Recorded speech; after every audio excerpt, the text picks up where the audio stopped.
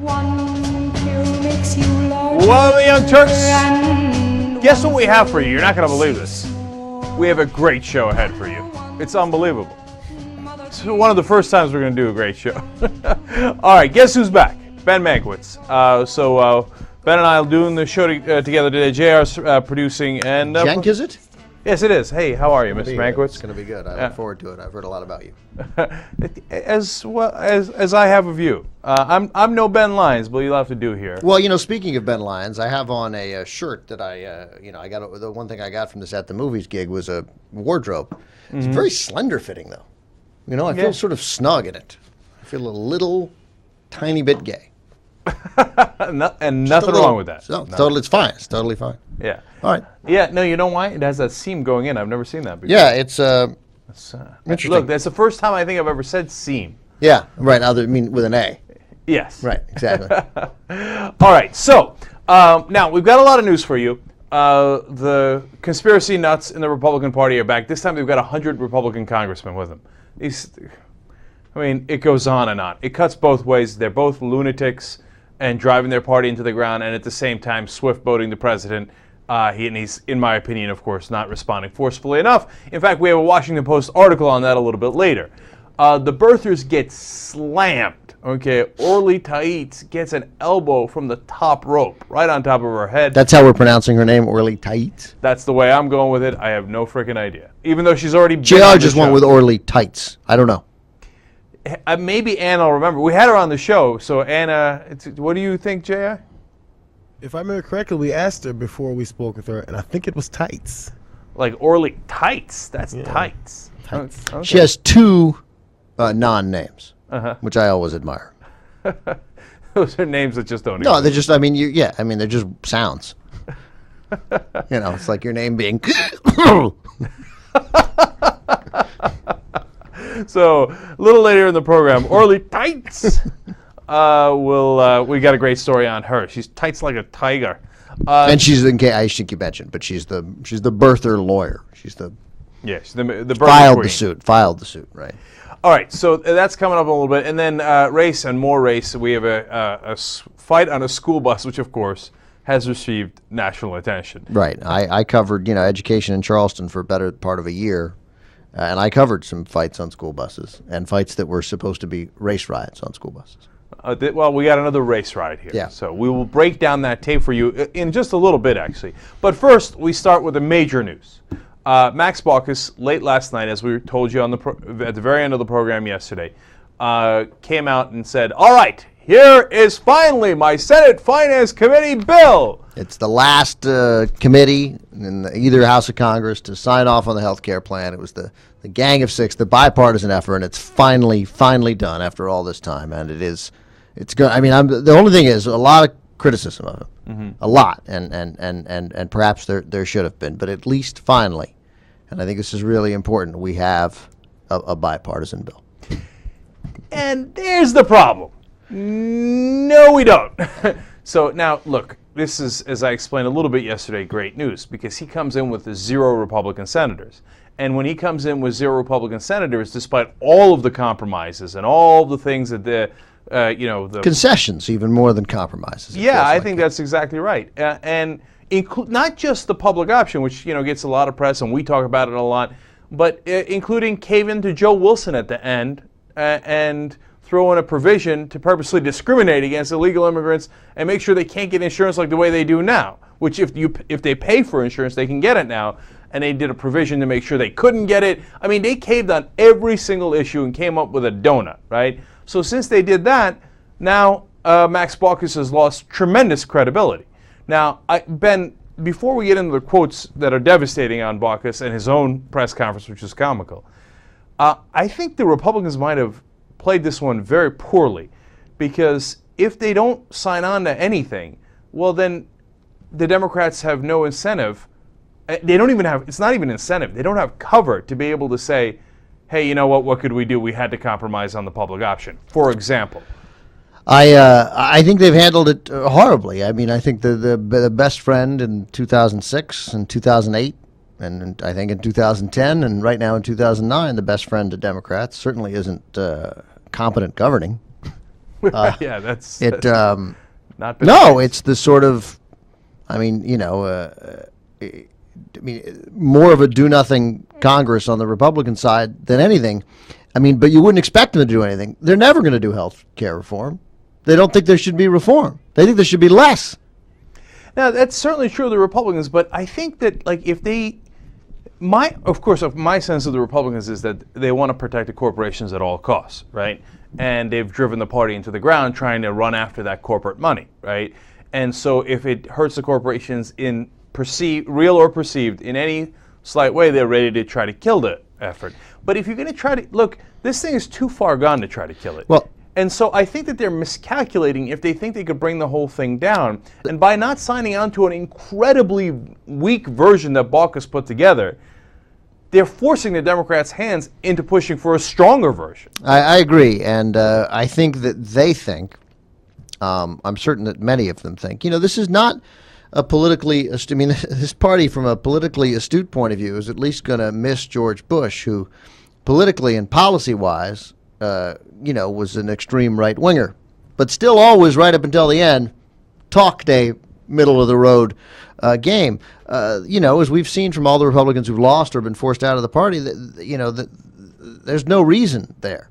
And I don't think it's all corporate, because I think first of all, there's obviously a corporate tie-in, but as you read stories about Max Baucus, it's impossible for anyone to reasonably argue that somehow Republicans are more tied to corporate interests than Max Baucus, for crying out loud. Well, yeah, nobody can beat Max Baucus in that. So, but I'm just saying, as a party. As a party, yeah, but you also, what they are latching onto, what they are going to latch onto in 2010 is out-of-control Democratic spending.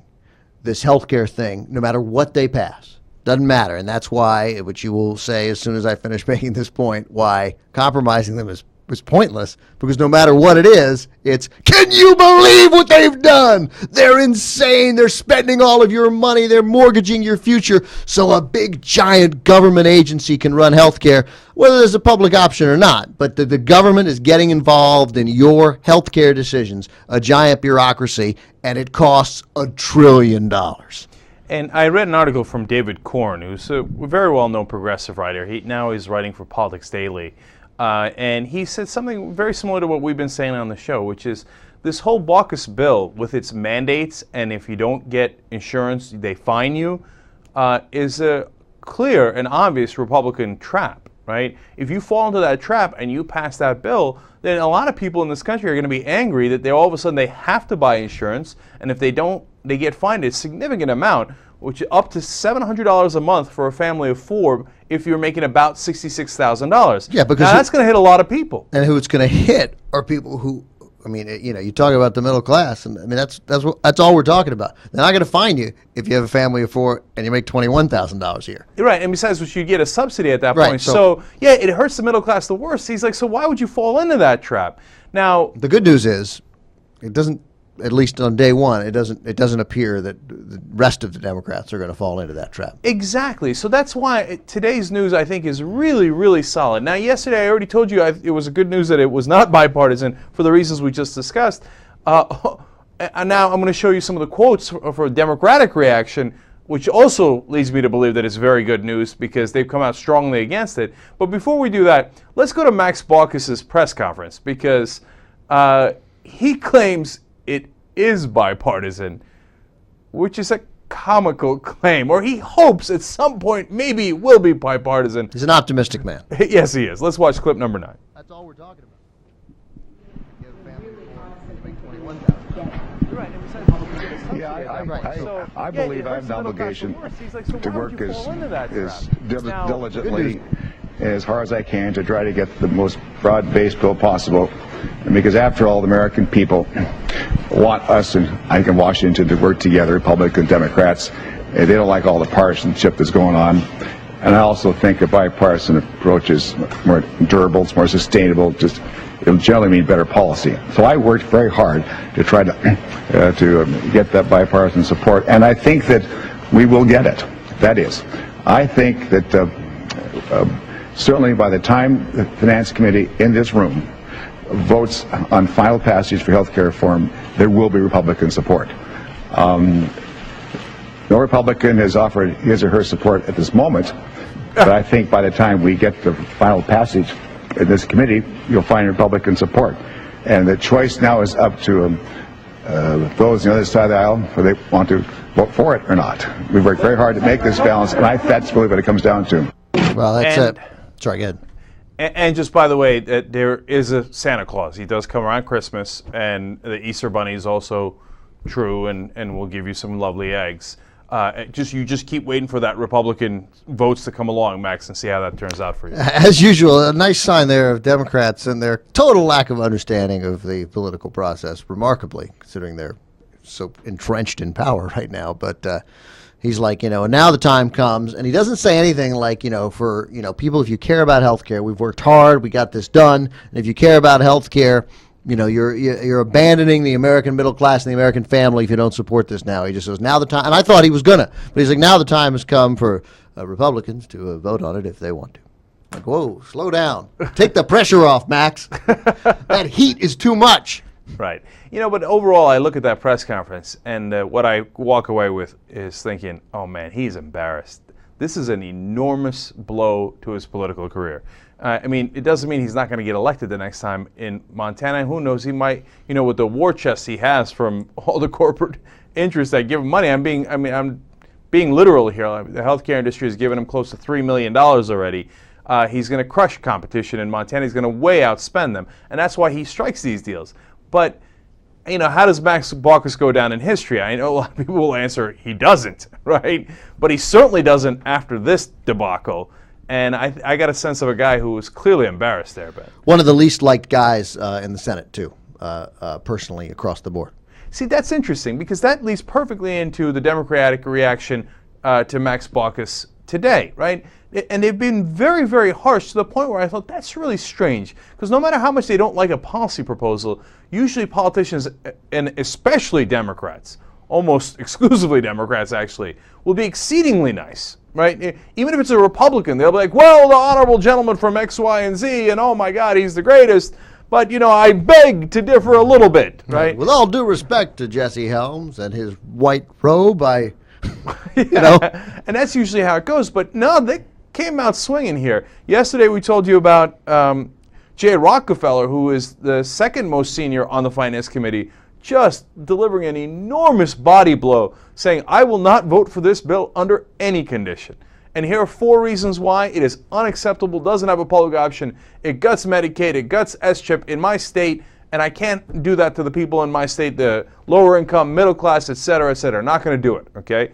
Now today he's reporting that other Democratic senators have come up to him and said, oh, thank God you said it. Thank you for speaking up. Yeah, because we were, it's like we just said, it's a little tough to speak out against another senator, senior senator of your own party. And they're like, thank God you said it. So it appears that he's got a lot of votes behind him in the Finance Committee as well as outside the Finance Committee. So then we go to some of the other Democratic senators. Roland Burris. I will oppose any bill. There's no senator named Roland Burris. Well, not for long, but he's in the Senate now, right? I know you forget, don't you? Yeah. Yeah. And then you realize for like more than a year now. He's going to be in for another year. Yeah, and with this vote coming up, he's entirely relevant. Totally, yeah. Yeah, it's kind of funny. So Roland Burris says, I will oppose any bill that does not have a public option. There you go. And as you said, there's a lot more in this bill to oppose. I don't really believe every senator who says that. I think that's still going to be a tough sell. But absolutely, because when they asked him, the follow-up question is, how firm is that commitment? He said, I would oppose any bill that doesn't have a public option. Now, if they tell me they're going to go to work it out in conference, I'll have to think about that. So let me decode that for you. I'm for the public option, but they say, hey, we're going to work it out with the House. Don't worry, when it comes back, it'll kind of have a public option, maybe. Or the other way around. I don't vote for the public option, and then they work on a bill in conference that kind of doesn't really have one. It has some co-ops, but I'm told that it's okay. Then I'll vote for that. Right. So don't get too excited about the Democrats. We've been doing this up and down for a long time now. It's a roller coaster ride with the Democrats. They stand up, they cave in. They stand up, they cave in. Right. But right now, today, they're standing up. To a Democrat. Yeah, well, it's a start. So no, but now let's get better now. Senator Russ Feingold called Baucus's bill healthcare reform in name only. Okay, it's pretty harsh, but you expect it from Feingold. Let me do one more quote from Feingold. My goals for healthcare reform include a strong public option, long-term care, reform and reform of the Medicare reimbursement system that has disadvantaged Wisconsin for far too long. I am disappointed that the Finance Committee bill, as written, comes up short on all three fronts. I hope my colleagues on the Finance Committee will change the bill to ensure it is not just health care reform in name only. So that's a very strong language from Senator Feingold. Yeah, I mean, and you wonder whether the Republicans are even capable of having a conversation of like, what if we all support this? What if all 40 of us support this, and then we try and get 11 Democrats? Yeah, and then we take credit for Right, health and then care we reform. take credit. And we already know how incredibly weak it is. And then the Democrats will be in a really tough spot. Now, if they had any sense at all, and they had any reason at all, that's a brilliant way to go, right? You think they're going to go that way? No. I don't think so either. All right, so Sherrod Brown, Democrat of Ohio, says, to me, it's got to have a public option. This is giving too much to the insurance industry to start off, and you don't negotiate that way.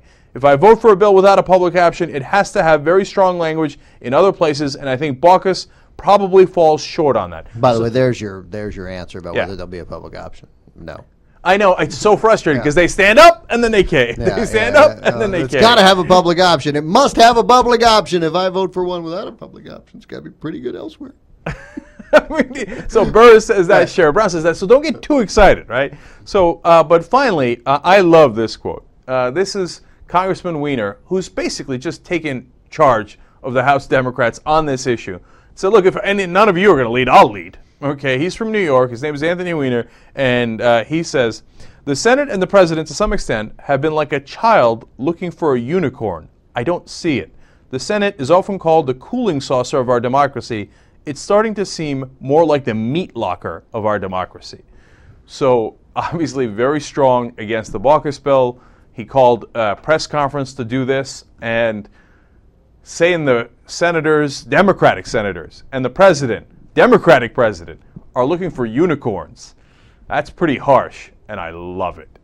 So I'm not sure if I trust Burris and Brown and all those guys to deliver. I trust Feingold, and apparently I trust Congressman Weiner. Well, I mean, one of the things that one of the shows that you weren't on, we had Jonathan Alter on the show, and he took a lot of crap for the column that he wrote in Newsweek saying, look, don't marry yourself to the public option at the expense of the bill. It's the most important piece of civil rights legislation we've had since the Civil Rights Act 1965. This is a critical piece of legislation to pass. There are great things in this bill. So, and I don't know that I disagree with that. And he keeps saying, we think everything's the end-all, be-all, and he reminds us that, Social Security didn't include domestic workers, farm workers, women, or blacks. And they fixed it because they couldn't pass it at the time if it included any of those things. So if you can't pass it with a public option, doesn't mean you're not going to, but it also doesn't mean that you take Max Baucus's bill. I'm just arguing their point of view, not mine. But you can't take Max Baucus's bill in the sense Sherrod Brown is right. Like, if you're not going to have the public option, then man, it best be awesome everywhere else. Yeah, and the Baucus bill clearly is not. But that's the other way to go. Maybe we include the public option, but we exclude blacks. What do you think? We go old school. Yeah. Then the Republicans might sign on. I was going to say, you're going to get some Republican support then. You're going to be like, yeah, well, wait a minute. Right? We're like, look, we'll take out the illegal immigrants. We'll take out the legal immigrants. Just throw the Hispanics under the bus. Right. You know what? Blacks are too much. We'll give you Muslims too. Okay, so Muslims, Hispanics, they're all gone. All of a What do you sudden, think? Mitch McConnell's like, meeting. All right, let's go. Wait a minute now. Wait a minute. The public option, not so bad. All right, final thought on this, and then we've got more on the issue overall a little bit later in the program. A statement from Harry Reid. So, now I'm not strong on this either way, but let's read it for you. I appreciate Chairman Baucus's hard work over the past several months. His proposal is another important piece of the puzzle and brings us a step closer to having a comprehensive health insurance reform bill on the Senate floor. There will be a healthy and vigorous debate in the Finance Committee as senators work to strengthen this proposal. I look forward to working with Chairman Baucus and Senator Dodd, as well as the White House, in the coming weeks to forge a final Senate bill that lowers costs, improves quality, preserves choice, and creates competition. My reading of that is... No, not good enough. Yeah, I can't support this Baucus bill, but I reserve the right to later. Right. Well, because he didn't slam it by any stretch. No, I think that's pretty negative, though, I must say. I think that's Yeah. pretty. That's a way of saying, look, he's our guy, and I'm not going to hang him out to dry. But obviously, there's work to be done. I'll work with him. I'll work with Senator Dodd, who's a little more reasonable. Right, from the health committee Right. with the public option. But of course, there's no strong statement here in favor of a public option or anything like that. But you know what? As far as Reed goes, all right, I'm with Ben. I'll take it. I don't think I think there's zero chance of a public option. You think there's a zero chance? Zero. Look at this guy. We bring in a pessimist. Just when we're getting excited, okay, to rain on our parade. All right. Let's take a quick break here, and then let's come back. I think we're ready for a race. Are you ready for a race? Well, ready or not, here it comes. Young Turks. Now we want to start with one of the raging controversies in the country right now. We have had a fight on a school bus. Yes, a fight on a school bus has happened.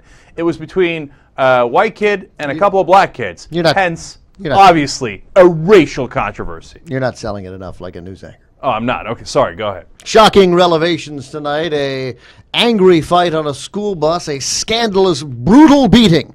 A white student hit again and again and again and again and again and again by black students. Helpless. He was beaten while other students cheered. It is shocking, it is brutal, and we want to warn you. The video you are about to see is disturbing. You may want to take young children out of the room.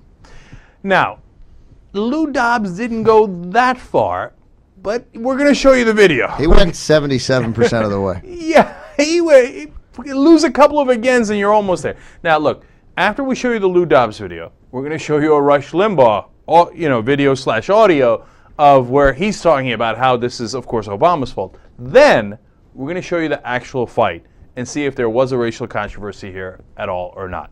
So let's watch Lou Dobbs first. Clip number 11. A brutal beating on a school bus, leaving 2 teens in jail and a community asking why it occurred. The 17-year-old victim was punched, kicked, and choked. Other riders on that school bus cheered as the attackers raged on. Even more disturbing, that assault, captured on the bus surveillance camera, was completely unprovoked. Inez Ferre has our report. Watch this surveillance video closely as the 17-year-old boy attempts to sit down on a school bus seat. Belleville, Illinois police say he's told he can't sit there, but he does anyway. He's then taunted by some of his peers and violently beaten, not once, but twice. Many of the kids around the fight are cheering it on. One student snaps a cell phone picture. A Belleville police captain initially said he thought that based on the video, race was a factor in the beating. The 2 suspects are black. The victim is white. Today, he backtracked on the comment, saying he'll let detectives examine the evidence. A brutal beating on a... All right. Yeah, so that's what happened. You saw some of the beating there. Yes.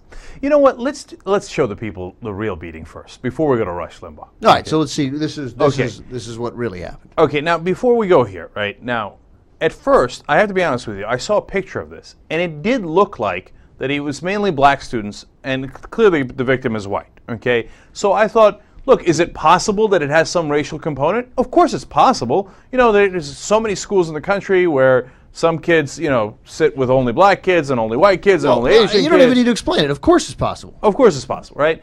But then, now let's look at this video. And now this is what the police saw originally, and they should have taken at least a closer look to be kind to the interpretation of that officer in the first place.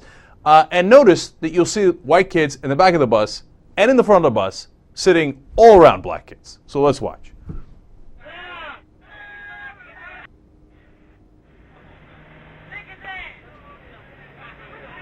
That's when he's first sitting down. They blurred out his face.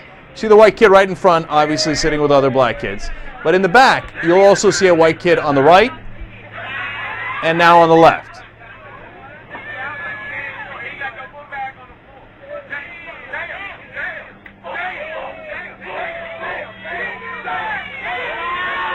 Now everybody's looking white and black, no one's stopping it. And then a couple of guys step in a little bit, black guy on the left.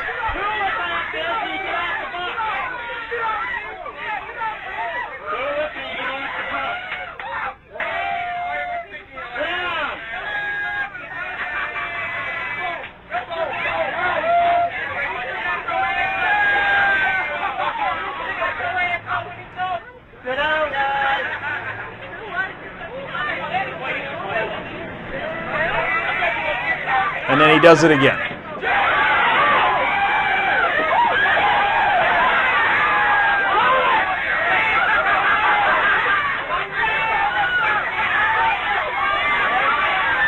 And again, we got a kid that walked up a little bit with a backpack, kind of saying, hey, all right, enough's enough. Well, we got the one black kid pulled the one guy away, and then the other one sort of stepped in. So, Yeah. so two black kids involved in stopping it. That's right. And that's basically the gist of the video. Okay, that's almost the entire video, in fact. So, in the beginning, Ben, I thought, are the white kids not sitting in the back of the bus? Are they not allowed to sit on the back of the bus, which would be ironic in that certain context, in that school, as they're going to high school on that bus, right? And then you realize that's clearly not the case, right? No. Now, I don't want anybody to get mistaken here. That guy who punched the kid for no reason is a punk and a half, okay? They get arrested. Yeah, absolutely, Should right? go to juvie.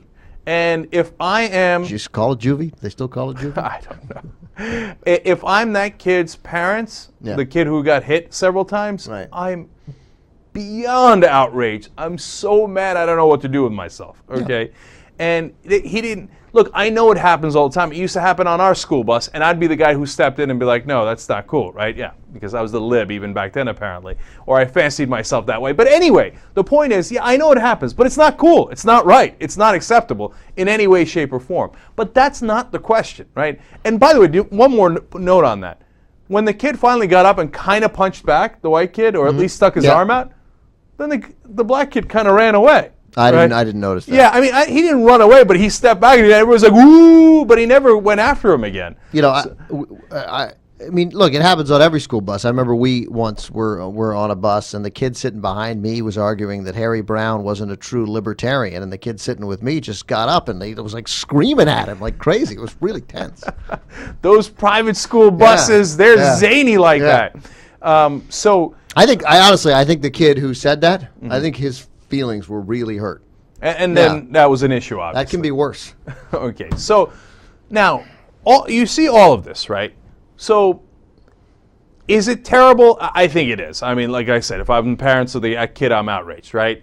Is it a racial issue? It doesn't appear to be on the face of it. I mean, look, I apply the Jack Germond thing. We don't know. We have no idea. And here's who else didn't know. That cop, obviously, because he backed off. The only way to say it was a racial issue was if the victim said, I couldn't sit here because I was white, and the black kids ganged up on me because I'm white. Right, and maybe that turns out to be true. By the way, I don't know. I mean, and even if the white kids weren't mixed in sitting with the black kids in that bus, and it was all black kids, it still might not have been racial, right? Right. But look, these are fine questions. Now, why this is a national issue? Okay, I'm not entirely sure, right? No, it's a national issue because what you're going to hear Rush Limbaugh say, because they saw an opportunity to turn it into a national issue. Now, and because the video itself is, that's disturbing. I mean, you hate that the kids are there cheering. I mean, I think some of them who were cheering probably feel bad that they were cheering now. And the good thing is that there were a couple kids who tried to break it up a little bit. Break it up a little. Yeah, and the St. Louis Dispatch has reports of the kids saying, "Yeah, we felt bad. I shouldn't have cheered." It just, is that right? Yeah, spur of the moment, and the cop has totally walked it back. Okay, now before Rush Limbaugh even got into this, though, you see Lou Dobbs has framed it in a way that is 100% concentrating on race. Now Limbaugh is going to take it over the top. Of course, it's not just about race. It turns out it's Obama's fault. Let's listen. Greetings, my friends. Well, it's Obama's America, is it not? Obama's America. White kids getting beat up on school buses now. I mean, you put your kids on a school bus, you expect safety, but in Obama's America, the white kids now get beat up with the black kids cheering, "Yeah, right on, right on, right on, right on." And of course, everybody said, "Oh, the white kid deserved it. He was born a racist. He's white." Newsweek magazine told us this. We know that white students are destroying civility on buses, white students destroying civility in classrooms all over America, white congressmen destroying civility in the House of Representatives. I mean, we can redistribute students while we redistribute their parents' wealth. I mean, we can just redistribute everything. Just return the white students to their rightful place, their own bus, with bars on the windows and armed guards. They're racist. They get what they deserve. Newsweek magazine told us this. Post-racial America. I mean, I wonder if Obama's going to come to the defense of the assailants the way he did his friend Skip Gates. Up there at Harvard. I mean, the assailants are presumed innocent due to the white racism we all know runs rampant in America. I mean, to drive-by media is ginning up all this criticism of Obama again today. It's all based in racism. The criticism of Obama's healthcare plan or whatever, it's all based in racism. And so, you know, if he's going to apologize for America, Obama needs to apologize for the right reasons. White Americans are racists who have created what they call free markets that really just enslave the rest of America and her trading partners. I mean, it was white Americans that ran off Van Jones. Look, let's just follow Eric Holder's advice and not be cowards about all this. Let's have an open conversation, an honest conversation about all of our typical white grandmothers. You had one, I had one, Obama had one. They're racists, just like our students are. Now, so I didn't know that this was true. I'm not sure I would have voted for Obama if I had known that the black kids would be allowed to beat up white kids with immunity. My question, though, Ben, is how did Obama get that memo to that school bus? Like, how, do you think he emailed it? He texted it over to the kids? It's okay. It's open season on white kids now? You're so ignorant. I don't even know why I bother sitting here. Have you ever played a hip-hop song backwards? Okay. And JR, am I wrong? The ones written after Obama was elected? Yeah, pretty obvious. So, you know, the guy's a maniac, right? This is apparently Obama's fault and that this is what is going to happen. But what I found really, really interesting out of it was it's so funny. It's the same projection you see all the time. He accuses the Democrats and the Obama White House of turning everything into about race, when in fact he's the one turning everything into about race. No one else is talking about it except Rush Limbaugh. I love the drive-by media. He doesn't know the town. He doesn't know what happened. He hasn't called anyone. But the media, the drive-by media is the problem. He's just coming in and saying, look at this, white students get beat up by black students in Obama's America, and the drive-by media is to blame. I mean, Obama's to blame with an assist from the drive-by media. And when did Newsweek say it was okay to beat up white kids? I must have missed that issue. Because it's relevant here. Let's hear clip 4, because it's couldn't be more on point with your point about the only, they act like the Obama people were talking about it. Here's another conservative claiming that he has discovered that the Obama people are blaming it all on, if you're against Obama, you must be a racist. More and more, as criticism increases against President Obama's policies, more and more we're going to hear people who are critics called racists. And you know what? I'm sick of it. And a lot of people watching us right now are sick of it. In a country of 320 million, are there some racists? Yes. But a lot of liberals, an awful lot of liberals, who supposedly don't want to see race in anything, they love the fact that Barack Obama is a black man because, in addition to the historical significance, because anytime you criticize his policies, you run the risk of being called by them a racist. Ben, it's a great point that you made in bringing up that video. Do you think, has Obama come out at all and talked about the school bus controversy? Has he made this a racial issue? You know what I'm saying? It's just... No, he hasn't done anything. I mean, the guy couldn't be more innocuous about race. And, Bernie Goldberg, who also is on, unfortunately, is on HBO's Real Sports, which occasionally has some really great, fine, well-produced pieces on, sadly hosted by Brian Gumbel. Sorry, quick Brian Gumbel impersonation. Jenk.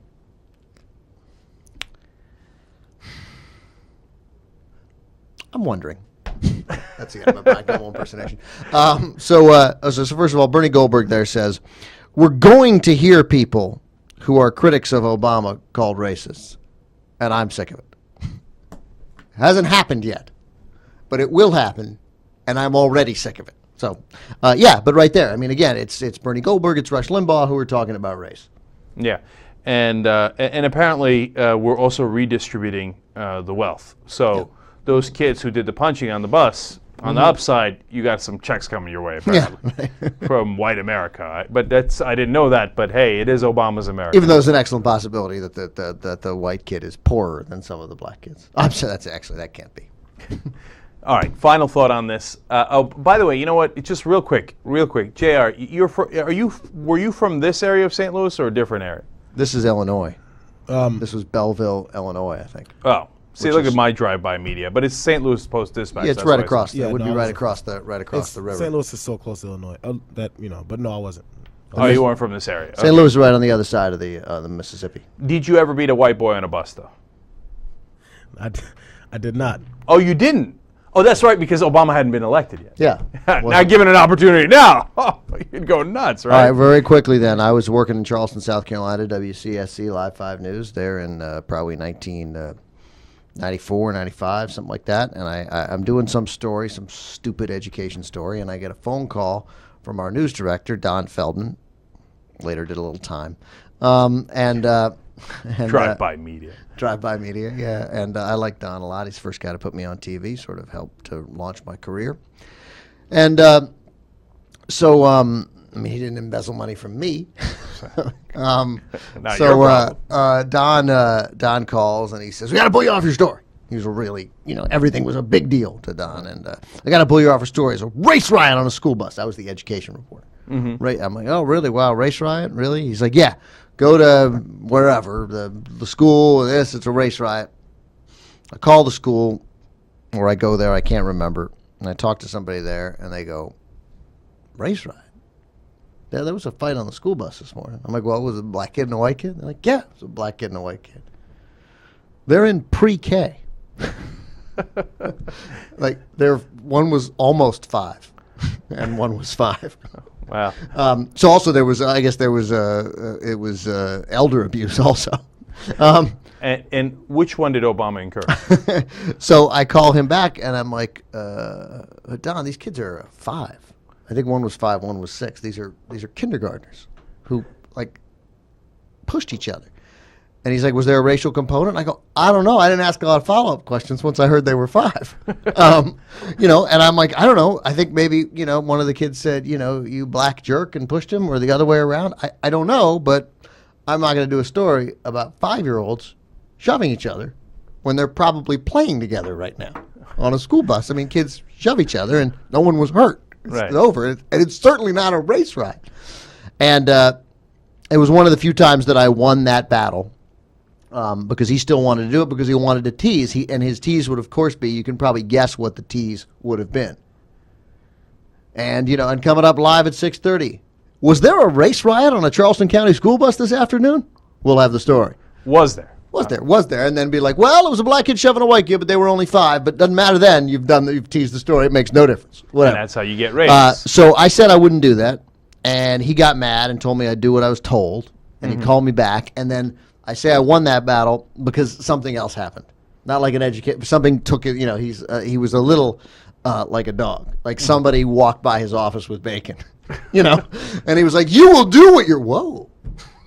And so that was the end of that, and I didn't have to do the story.